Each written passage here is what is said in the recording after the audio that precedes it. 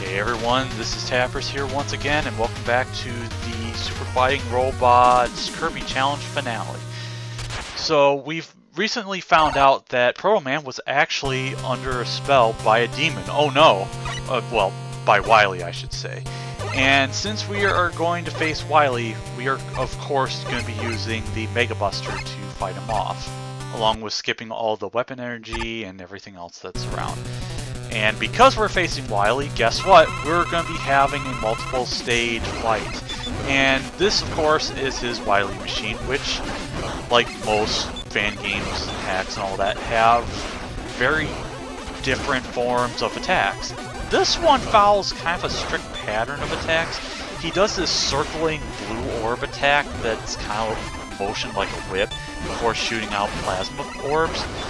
A sunspot ball thing will come out, and you can avoid that just by sliding under or leading it away. The cannon you see of his ship start to form during when that sunspot comes out, you want to keep shooting that, otherwise he will shoot a near unavoidable cannon. But yeah, it's not too bad, but I did get hit on that part. The second form of the Wily machine does sort of the same, where he shoots orbs in the air, which you dodge, also while dodging his bullets. Another sunspot comes out, which sort of explodes after it chases you a little bit. And then he uses the overpowered metal blades to run along the ground, and you have to kind of dance with those, all the while dodging his buster shot that sometimes will anti-air you if you're not careful.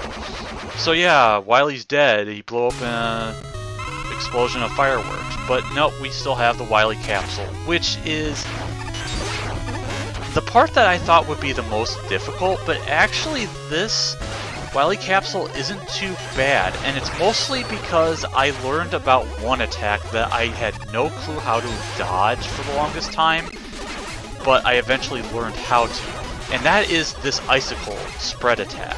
I didn't realize you could destroy those, but once I learned that, it becomes much more bearable, along with some of the other attacks, but like an idiot, I just kind of stood there and took that attack. Although I mostly had to, especially with all the plasma energy balls that are just kind of flying all over the place and lagging the screen, except they're not really. But he also channels his inner Mega Man Dr. or Surges attack with the sonic slicers that he rains up from above. Those take some precise precision standing of sorts, but I have to say I would have definitely preferred fighting off these forms of the Wily capsule than some of the later ones like Mega Man 9 and 10, because, well, 9 especially, because Jesus, that boss rush would be hell. Because it's like, you fight these robot masters, then you go through a stage with a concrete shot, and then you fight 3 forms of Wily. It's like, come on, really?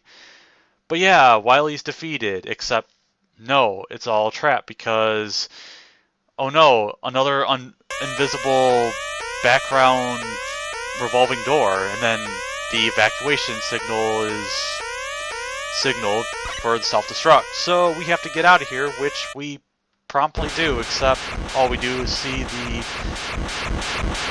base explode, Wily escape, and just half a skull remaining. And we just go right to the credits because we don't need to see Dr. Light roll and everybody else. Instead, we get the awesome credits, which show us the characters of all the Robot Masters we defeated because they were taken under control of Wily. So basically, with Plant Man, we learned that Leaf Man is Captain Planet in disguise, or in robot form. Who knew? Zap Man is basically a Jedi Master because he zaps base into paralysis. You lack focus, young one. Young Padawan. I don't know what that means, but yeah, if you wanted to see your base cameo, there you go. Well, actually, spoiler alert, you actually get to fight base in this game, but I'm probably not going to be doing that because, well, this is a Kirby challenge, and if he's not in the main game, there's really no reason for me to, well, fight him unless I do a boss rush, but that's besides the point. But yeah, Coleman, he's a spelunker. He doesn't care for jewels though. Daggerman, he's Daggerman EXE because he deletes all these evil netnavi, or evil viruses of some note. Wizard Man, really cool Solstice kind of guy, and from Warcraft, Guild Wars, League of Legends. All of these which I have never played, and I don't know if I ever will play them, but whatever, it doesn't matter. X-Man. You know, when I see him, he doesn't seem like he's an orc, or an ogre, I should say. Orcish brute. How about you? Except that I botched the quote because it's supposed to be, "Die, monster, you don't belong in this world." I should probably add that, except I don't feel like doing that. And then probably the cutest little scene here. 83, 82, how is this possible? Because somebody littered some G2 into the pool. And some very happy Mets. What am I fighting for? Anyway, but yeah. Trash Man, I kind of was hoping for something a little better, but I guess this is Trash Man version 3 because, well, we destroyed version 1 and 2, so naturally he would be with Proto Man discussing the meaning of life. No, that's not actually it. So yeah, this was Mega Man Super Fighting Robots created by Mr. Weird Guy as we watched the credits and enemy roll call from all the enemies that we have fought throughout the game.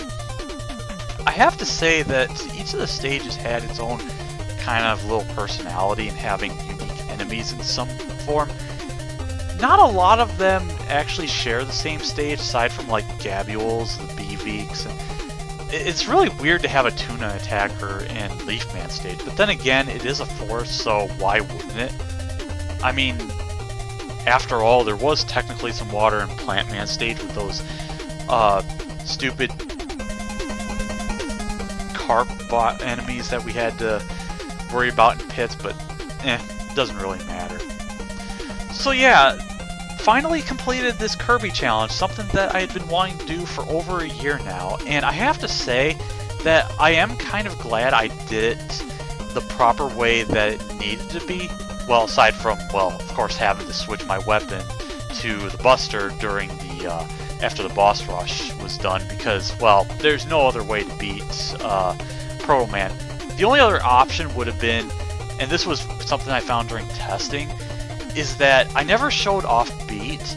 Basically what that does is, as long as you have that equipped, Beat will help you fight and shoot laser beams and whatnot, but also you get to shoot slow buster shots, and even if you run out, you can actually still use your buster, but Beat doesn't do anything, so there's that. As we watch the credits, most of which you see from Mr. Weird Guy, along with some other notable names, like Shinryu 82, I think it was. I can't even remember his name all of a sudden. Goldwater DS, the creator of Rock Force. I don't know what all the question marks are from. I don't know if those are unlockable credits, which I have to get all the CDs for in order to see the names, but it really doesn't matter because this was a project that was several years in the making, and I have to say these guys did a pretty good job in testing. There are some oddities, like some questionable hazard placement, or also, hooray, we get to fight Simon Belmondo, because it's Capcom, but it's not Konami. But anyway, this is a game I really enjoyed because there was a lot of effort put into it. I'm not exactly going to rank this because, I mean, I'm a scrub and I don't know a lot of the ins and outs with how to do Mega Man testing and whatnot.